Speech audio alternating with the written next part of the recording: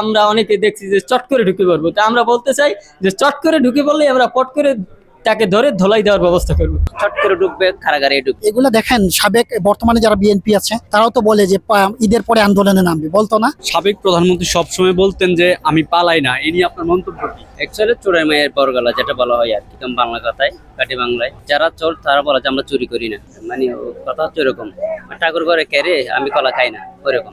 যারা পালিয়ে যায় তারা তারা বলে না যে আমরা পালাবো, ওরা বলে যে আমরা পালাবো না। এটা হচ্ছে 5 আগস্টে দেখা গিয়েছে যে কি মধ্যাহ্নের পরে ওরা পালিয়ে গেছে। সবসময় বলে যে চট করে ঢুকে যাব, এই নিয়ে আপনার মন্তব্য কি? চট করে ঢুকে যাবে, বাংলাদেশে ঢুকলে চট করে ঢুকবে, কারাগারে ঢুকবে, আর কোথায় ঢুকবে?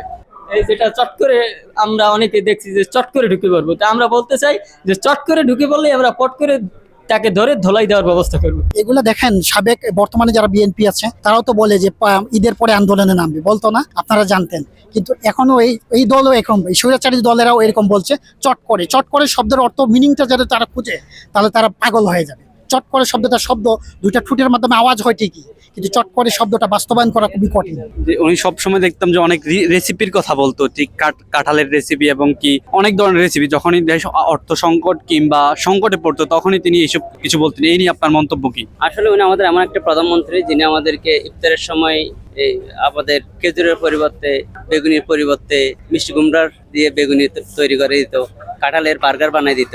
আমরা ওদেরকে মিস করতেছি, তবে আসলে কিন্তু আমরা এগুলো পাবো আর কি। অনেক বাহারি রকমের রেসিপি, যদি দুষ্টামির ছলে বলতে চাই, অনেক রকমের অনেক কিছু দিয়ে একটা দেশকে, একটা স্বাভাবিক গুরুত্বপূর্ণ ম্যাচিউরড একটা দেশকে একটা খেলার ছল বানিয়ে দিয়ে এবং নরকে পরিণত করে সে চলে গিয়েছে, এবং আজ সেই নরকে যাপন। যে কাঁঠালের বার্গার, হ্যাঁ, এরকম যে তার উদ্ভট যেই প্ল্যান পরিকল্পনা বা উদ্ভট কটা, যা এদেশে অন্য কোনো পৃথিবীতে এরকম অন্য কোনো প্রধানমন্ত্রী ছিল কিনা আমার জানা নাই যে এরকম উদ্ভট মতামত দেয়। এটা হাস্যকর ছাড়া আর কিছুই না।